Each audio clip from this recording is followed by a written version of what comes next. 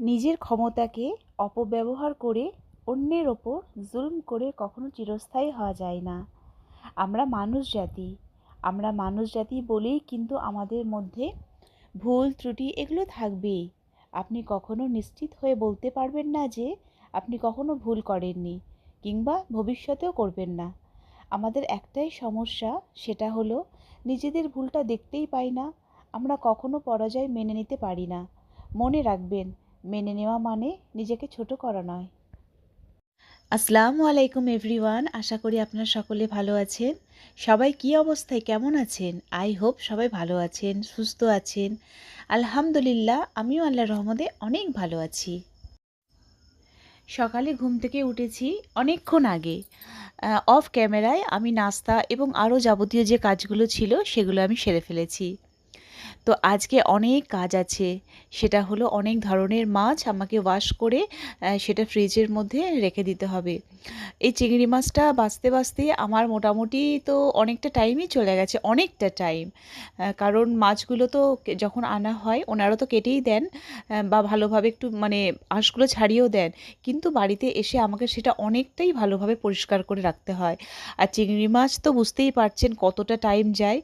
অনেকটা, আর মানে অর্ধেক টাইম চিংড়ি মাছের দিকেই চলে যায়। দিন যাবৎ কেন জানি না আম্মুকে অনেক বেশি দেখতে ইচ্ছা করছে। একটা সময় যার কাছে ছিলাম, এত কষ্ট করে লালন পালন করে বড় করেছেন, এখন অন্যের কাছে পাঠিয়ে দিয়েছেন। এখন চাইলেও আম্মুকে কাছে পাই না, দেখতে পাই না। তবে হ্যাঁ, ভিডিও কলে তো দেখা হয়, ফোনেও কথা বলি, কিন্তু কাছ থেকে দেখা, পাশে বসে বসে কথা বলা, ওইটা আর আসলে হয় না। আর যদি চাই যে এখন তার কাছে চলে যাব বা তাকে এখানে নিয়ে আসব, সেটাও কিন্তু সম্ভব হয় না। আপনাদের সাথে কথা বলতে বলতে চিংড়ি মাছটা আমার প্রায় মানে কমপ্লিট হয়ে গেছে ছাড়ানো, পরিষ্কার করা। এই যে চিংড়ি মাছের মাথাগুলো যেগুলো আছে, সেটা হচ্ছে আমার যে ফার্স্ট মেড ছিল, ও নিশা বুবু, ও আর কি মানে যে বড়া টাইপের একটা কিছু একটা করে, বলে খেতে খুব ভালো হয়। তো আমি আর কি ওর জন্যই রেখে দিই চিংড়ি মাছের মাথা। তো ও এসে নিয়ে যায়, ওকে বলে দেওয়া হয়, ও এসে নিয়ে যায়।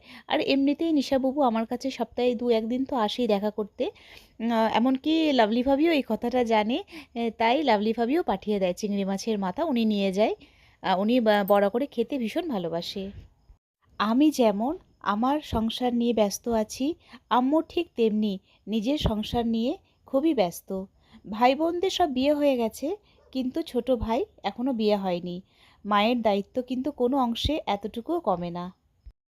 যখন ছোট ছিলাম তখন আম্মুকে দেখতাম সকালে উঠে নাস্তা, তারপর সকাল থেকে উঠে যে কাজগুলো হয় ওইগুলো একটার পর একটা করতো। ওই কাজগুলোকে কখনো পাত্তাই দিতাম না। আমি আমার মতো থাকতাম পড়াশোনা পড়াশোনা নিয়ে।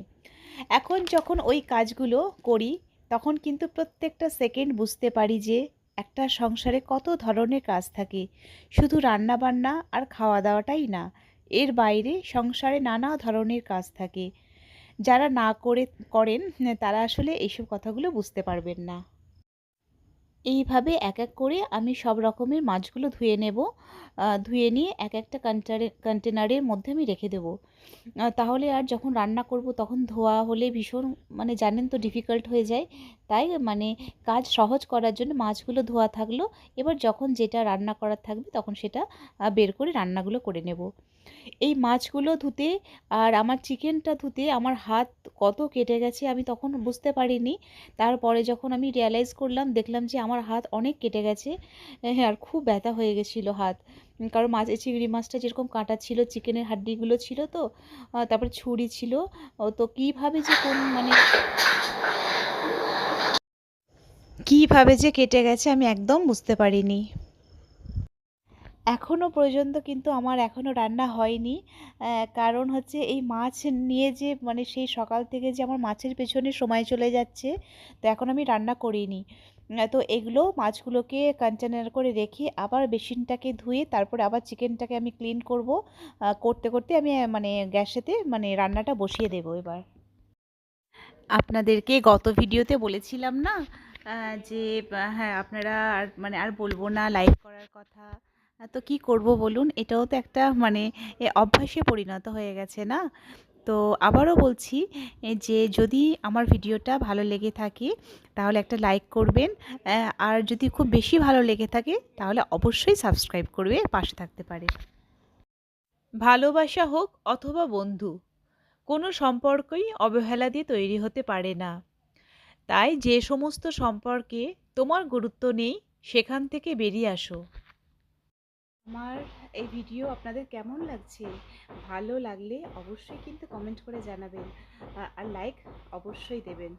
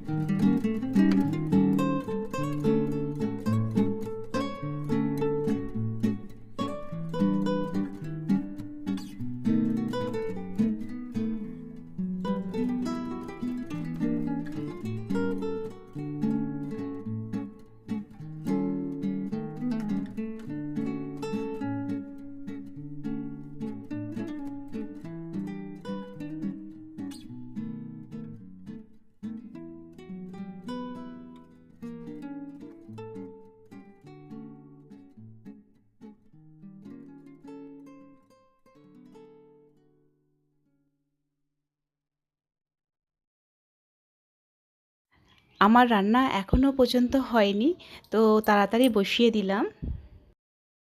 এখানে যে মাছের তেলটা আছে সেটা বাজি আর কি নিয়ে যায়। আমি তো মাছের তেল খাই না। এদিকে ইলিশ মাছের তেলও আছে আর এদিকে মাছের তেলটা আছে। ও নিয়ে গিয়ে বাড়িতে রান্না করে। তাই আমি ওনাদের জন্য রেখে দিই। এদিকে আমি অফ ক্যামেরায় চিকেনটা ভালোভাবে ধুয়ে নিয়েছিলাম। আর এটা হচ্ছে আমি লাস্ট আর কি যেটা ধুচ্ছি সেটা আর কি। ওইদিকে আমি মাছ আলুটা একদিকে বসিয়ে দিয়েছি, একদিকে ভাত বসিয়ে দিয়েছি। আর মাছের ডিম যে ছিল সেটা আমি আজকে বড়া করব, মাছের ডিমের বড়া। মাছের ডিমের বড়া খেতে আয়ানের পাপা ভীষণ ভালোবাসে, আয়ান ভালোবাসে, বাজি ভালোবাসে। আর আমার হাতে লাভলি ভাবিও খুব ভালোবাসে। লাভলি ভাবি বলেছিল যে খুব সুন্দর হয়, লাবণী ভাবিও বলেছিল খুব ভালো হয়।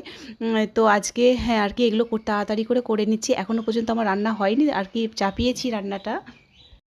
আমি যখনই মাছের ডিমের বড়াটা করি তখন ভাজতে ভাজতেই আয়ানের পাপা খেয়ে নেয়।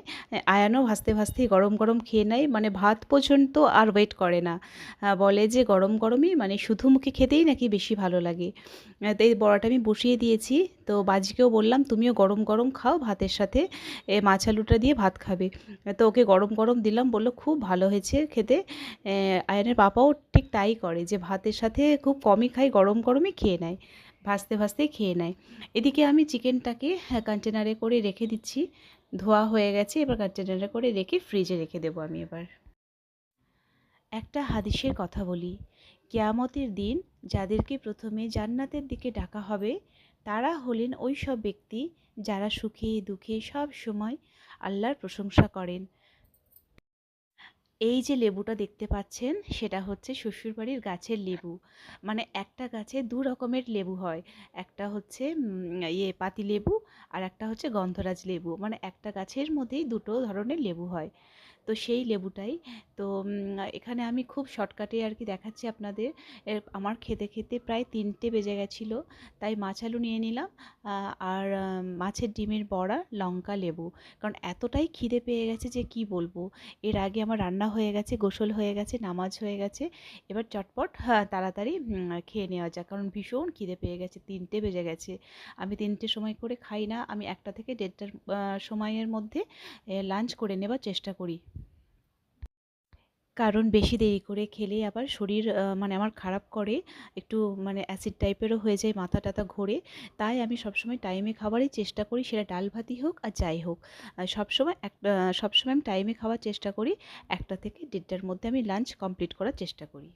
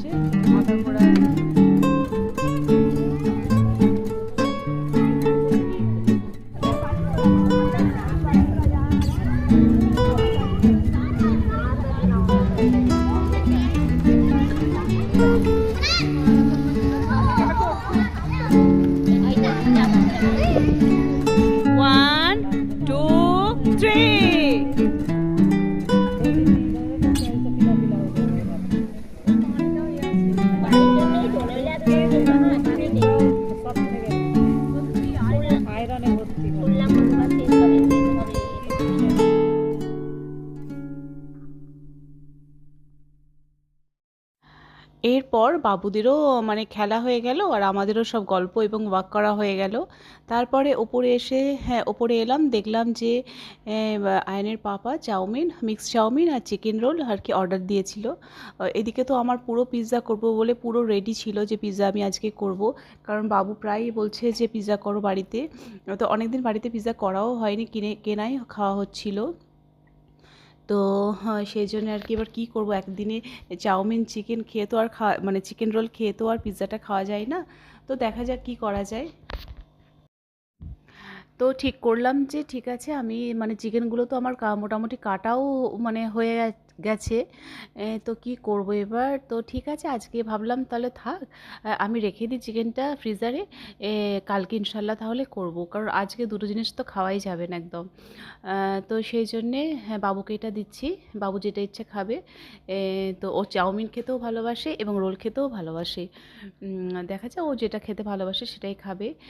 তো ঠিক আছে আজকে আর করবো না, আপনাকে ইনশাল্লাহ কালকে পুরো ফুল রেসিপি পিৎজার আপনাদেরকে দেখাবো। তো আজকের আমার এই ব্লগটা কেমন লাগলো, ভালো লাগলে অবশ্যই কমেন্ট করবেন, শেয়ার করবেন এবং সাবস্ক্রাইব করবেন। এখানেই আমি আমার গল্প কথা শেষ করছি। আসসালামু আলাইকুম, আল্লাহ হাফেজ।